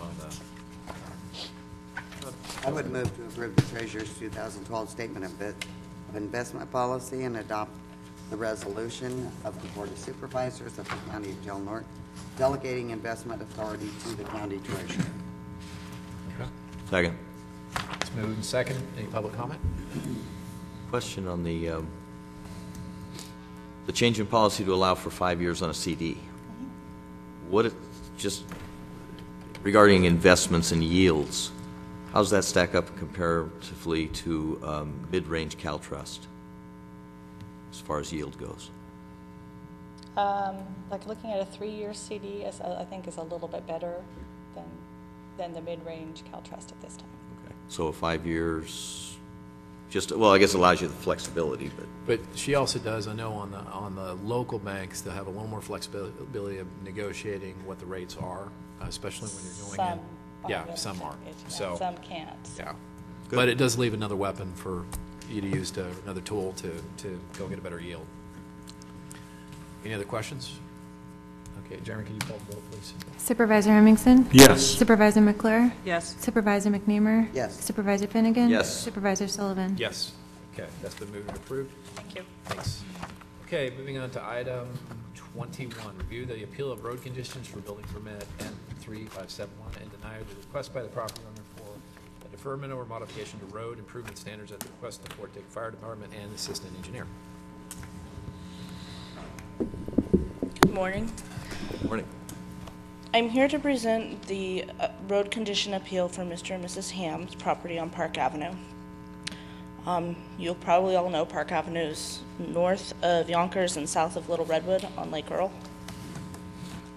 They have, the private rural road standard has been applied to their building permit, which is the 20-foot wide graveled road with 2-foot graded shoulders and drainage improvements. Before they got their building permit, there were no improvements to the road existing. They also are required to put in a turnaround because they are at the end of the existing road. They put together, they decided to build their home out there because Mr. Ham's parents are elderly and needed assistance. And so as part of the whole overall plan for them to be able to be out there, they also had to retire from their jobs. They've used quite a bit of their savings trying to improve to build their home as well as to improve the existing road. Right now, they've improved Park Avenue to be a 12 to 14 foot wide road all the way up to their residence and then back on private property between their home and the original home of Mr. Ham's parents. And that can be seen on the attachment, which is a map. The reason why they did the improvements the way they did is because there's a fence running down the center of the Park Avenue right-of-way, and it is a county right-of-way. However, we weren't aware of that when they got started. The fence was in the middle of the right-of-way, and staff did not advise them either way. Behind the fence, one of the other residents has supposedly imported trees from around the world, which is also another concern because they're in the right-of-way. So there's a couple issues that the county needs to address for them to develop the right-of-way, but they're asking that the road as they have improved it now be adequate. I spoke with Fort Dix Fire, and they still have concerns for fire life safety as far as long-term and short-term, because they don't know that they will be able to travel on the private property between the residents and use it as a circular driveway. So they would like to see that the road be improved to county standards. If a deferment were to go through, I think it would be reasonable to tell them that at the time any future development occurs on the road, they have to bring it up to standard. A modification at this time would also be appropriate in the sense that they have already done some improvements.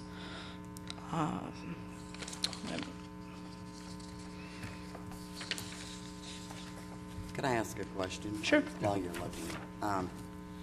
Was this a variance to begin with for them to put a second home on that parcel? I'm not part of the planning division, so I'm not for sure, but I believe everything's okay with putting 2 houses on that lot. So it allowed, I think so, the but I zoning would allows check. for 2 residences on one parcel number? I think so, but I would check with planning. You're the property owner. You want to come up to the microphone and state your name for the record? Yes, thank you for hearing me. My name's Mike Ham, and I'm the gentleman in question here. This road was originally put in 1932 when the whole entire properties around there were all subdivided. That road and the ditch has been there since then. My parents moved to their 5 acres, which is my 1 acre that I bought from them, was already all subdivided, and I bought it outright from them, so I own it. And So it is a separate parcel? yes, it is. Okay, that's, Oh, it didn't look like that to me. it doesn't look like it on the map here, Yeah. so that was the sorry? question, Mike. Yeah, just that it was a separate parcel. My question would be to CDD staff. Have we contacted the property owner that has the collection of trees to move them out of the right-of-way? Originally, when I first came to the property, I talked to all the property owners because I want to be a good steward and I want to be a good neighbor. So I went and talked to him, and he wasn't receptive at all. He got into a dispute with the one property owner on one side of him and the property owner up at the end, and so he got some chicken wire basically and stuck it in the right-of-way and then planted a bunch of seedlings right behind it, and it was just for orneriness was all it was for. But you know, there's nothing we can do about it. I took our fence out and moved it across the ditch as far as I could go. The ditch, from the edge of the ditch, goes uphill. There's nothing left for me to do. I've done everything I can possibly do. And so when I went to him, and before we got with the county, I went to him and asked him, can we move your fence back? I only need another 5 feet here, and it belongs to the county anyway. It's not my property, and it's not yours. It's always been the county's property.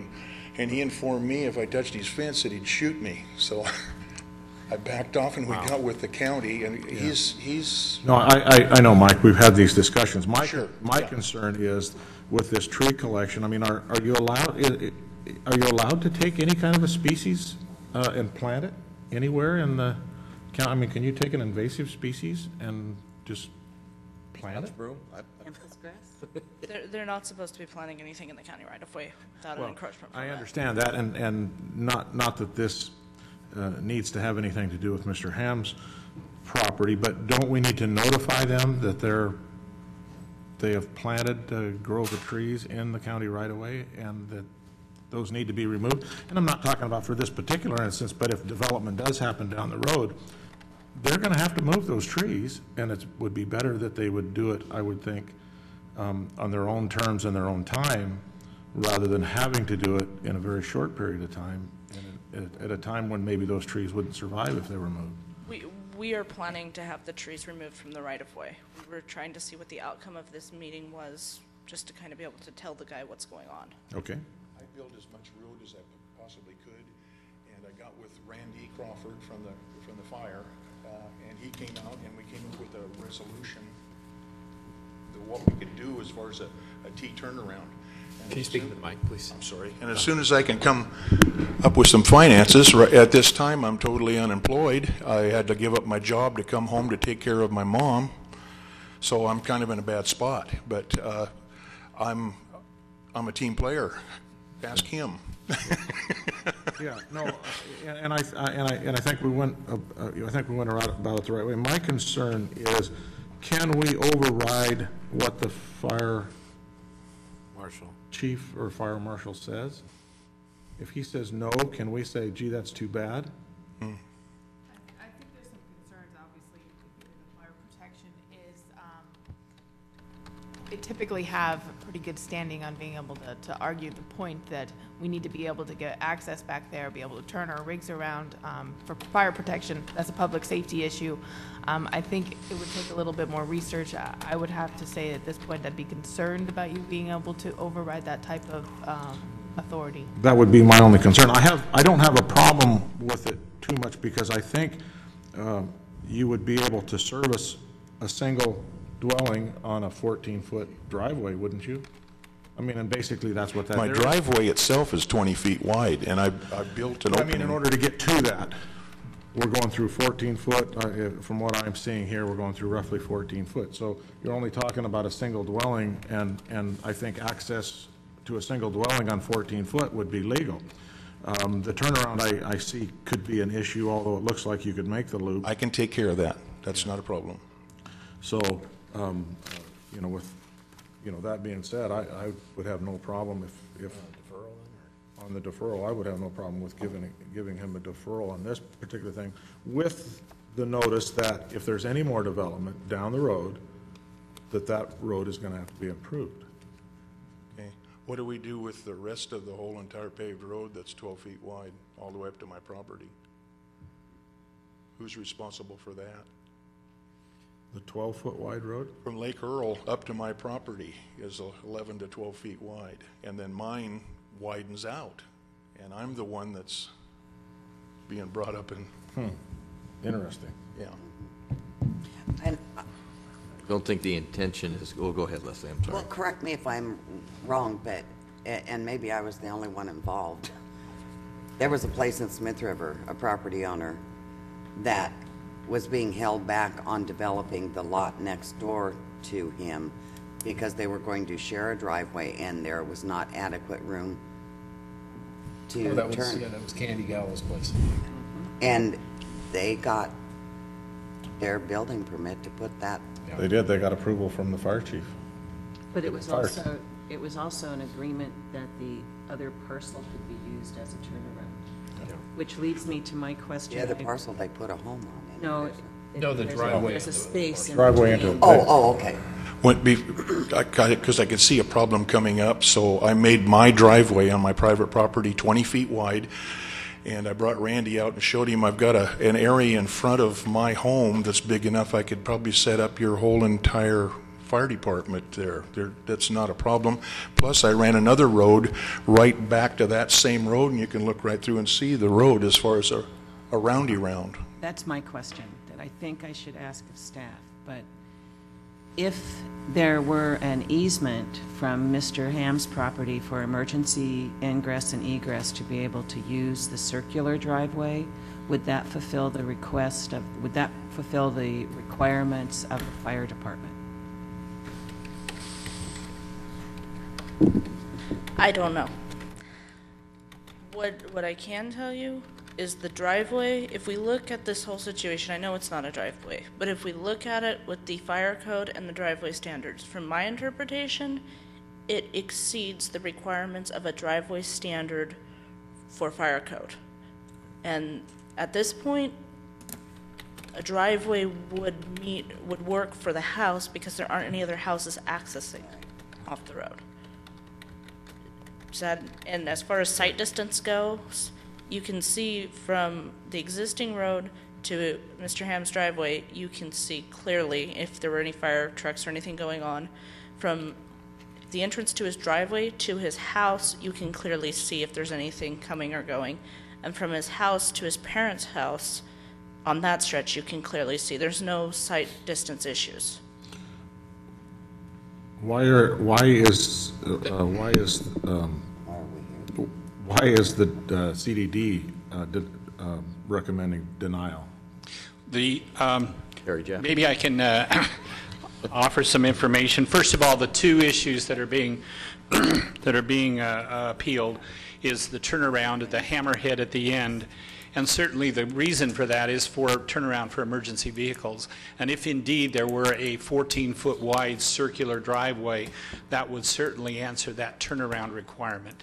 The reason that we're recommending denial is because the standards within our code dictate what private driveway standards are.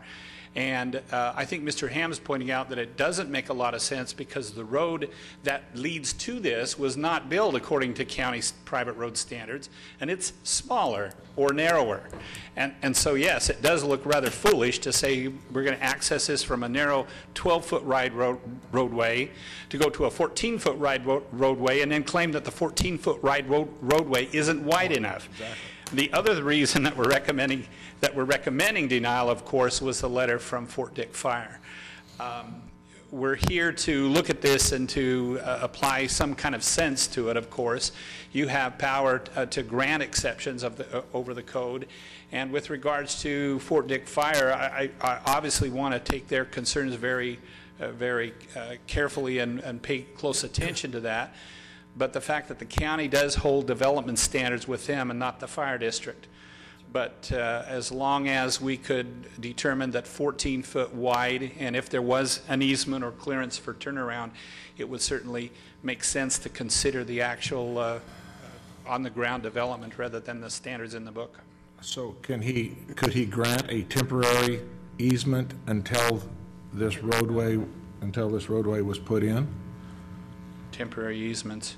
He can certainly grant an easement. Temporary easement is my question. Well, I mean, could he revoke that after this road was put in? I mean, if once the roadway was widened and it was wide enough, established wide enough to our standards. I think it could be written such that he would grant a right-of-way or an easement, if you will, to the county with the understanding that at certain time that the county could relinquish to him. It would probably be the county's action to do. Okay. Would you be willing to do that, Mike? Run that by me one more time. Yeah, me too. An easement so that for emergency services, and an easement on this to make a circular turnaround out of it. Sure. The driveway that goes back. Can I ask a question for clarification? Though, didn't you say that you had room for a turnaround? I have a home and a garage, and I made the whole entire area in front of it all rock, and then the other road takes off and goes up to my mother's house. Is that area big enough to accommodate a hammerhead? A turnaround? Well, that's on private property. That was what his trouble was, is he can't let me do that on private property. I look across the road at the houses there. The precedent is there. Yes, he can. Sure. And they can also do deferrals, because we did it on Stephanie and Kim in the same fire district, where we had turnouts so we didn't have to cut down trees and had substandard roads. So all this has been done before. Your issue is not fire access to your parents' place. It's to your place, and if you can accommodate. The reason I'm saying I would ask you that it would probably be preferable to designate an easement of a turnaround on your parcel. It is.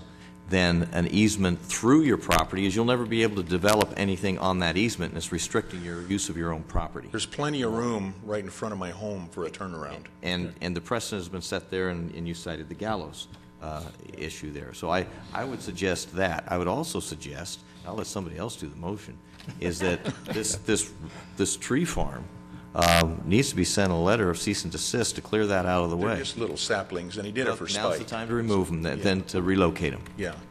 Because that's not right either. And lastly... And if you can do that, sir, eventually I can widen that road to 20 feet. I only need another 4 or 5 feet. Well, or the guy that's going to build behind you someday. Sure. That's what you have to look at as can do it potential together. growth. The one thing that hasn't been said that I would definitely encourage is do nothing to move that drainage. If that drainage has worked for 30, 40, 50 years, do not mess with it, especially in that area. Yeah, right. I put a bigger culvert on my driveway than I called for. It drains fine. If there's room for a turnaround, then I will try to make a motion that we will offer a deferment to the property owner with stipulation that he agree with the fire department that he will give them ingress and egress in emergency situations to Anything they turn need. around. Okay. I'll second that. It's been second. Any public comment? Okay, seeing no public comment, bring it back to the board. Any other comments, questions? Okay, could you pull the vote, please? Supervisor Finnegan? Yes. Supervisor McNeamer? Yes. Supervisor Hemmingson? Yes. Supervisor McClure? Yes. Supervisor Sullivan? Yes. And Mr. Chair, just to comment to the hams and to staff, I understand that this is how the process has to work with staff recommendations. And Mr. Ham, I think you just saw government in action, how we can work together. Took a big lift, huh? Okay, we're going to go.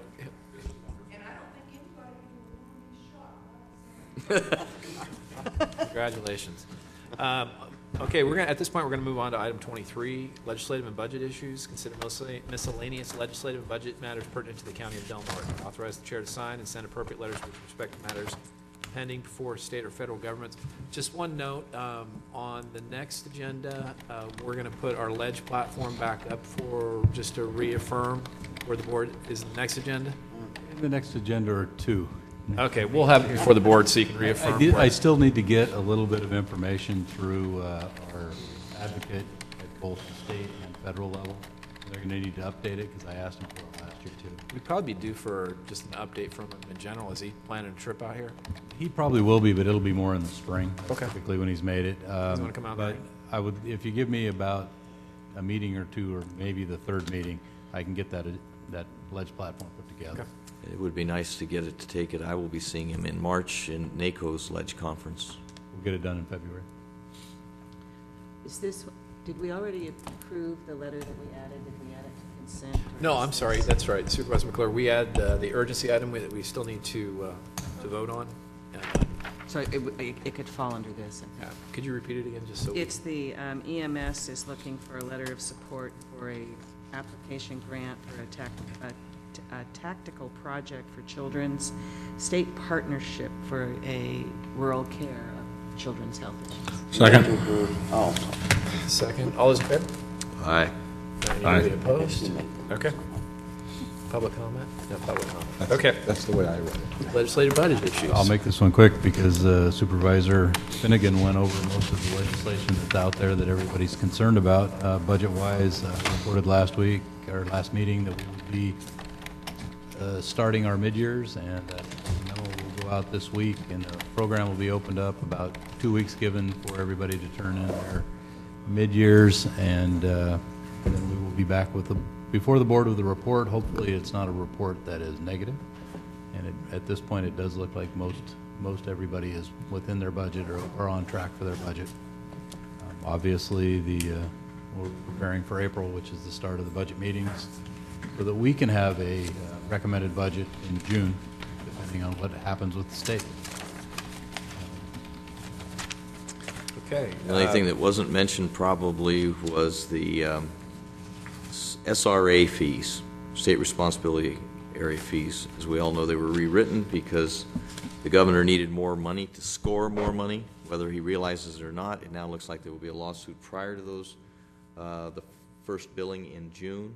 What people don't realize is there will be a second billing in July for the following year for those fees, and they were jacked up to start at 150 rather than at 90, then with some credits for if you're within a fire district. So it's out of control. I have a question on this, because when I've been talking to people about it, it's structures per structure, but they have to be permitted structures, right? So it wouldn't be a small greenhouse. So it's habitable.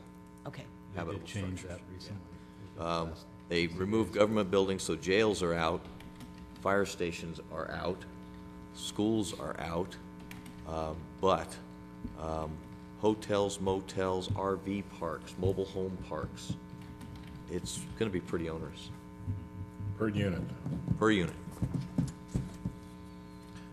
All right. On that good note, any verbal capital update or Opinions? vocal update? Just to report, we did a final inspection on the boat ramps about 2 weeks ago, and we'll be going back down there at some point to see what they look like now, because they were underwater. The boat ramp looked very nice. The road department finished up the striping just before the rain started, and I think there's still a little bit of curbing left to do. Somehow we inherited some sort of a dock system that showed up on the site, so we have to deal with that. We don't know whose it is. It's a mobile home frame with styrofoam. So it's a private docking system from someone. Perhaps you're looking at a revenue source. You never know. And I have been already requested to look into a docking system for this boat ramp. We are speaking over the last week or so with the American Fishing Foundation. Obviously, during these times, it's very difficult for nonprofits. We'll be coming before the board with reports in regards to how that affects our putting the docks in, taking the docks out, but there may be a funding source associated with that. So we'll be talking with them. But the ramps themselves have, Roy Rook took a lot of water last year, not as much as what we've seen this year. So we'll go down and take a look at those again, make sure that they made it through this last high water in good repair. And we are also continuing to deal with the letter from State Parks regarding the Prop 40 reimbursement. We did get a response. I don't necessarily agree with the response, and we'll be talking with the lady who has signed this letter. We'll attempt to convince them to use the previous agreement. They have laid out their reasons why they want us to sign an amended agreement, which is more onerous than the original agreement. And that's what our bone of contention is we did bill for everything before that funding source was up. They had an arbitrary date in March, previous to the May deadline, that they wanted all of the billings in. The billings came in shortly after that, but that is still within the funding cycle. It was for their purposes that they set that deadline. So we will be talking with them. Hopefully we can come to a resolution without getting into any more, any detailed actions, but County Council and I will be sitting down to plan another response to their response. I think this will have to be taken care of before the end of this fiscal year, so we'll get a resolution. I have one thing to add, that the CDBG grant committee meeting is, I think it's February 3rd. I was just trying to find it. It's either February 2nd or 3rd, but people need to pay close attention because the whole way CDBG is being delivered is going to change, and it's going to radically affect our big projects. So we need to really wrap our heads around how we want to attempt this. So maybe can't make the meeting, at least talk with Jim about it, because everybody wants to pay attention to that. Okay. Thank you, Mark. All right, we'll adjourn the meeting at this point.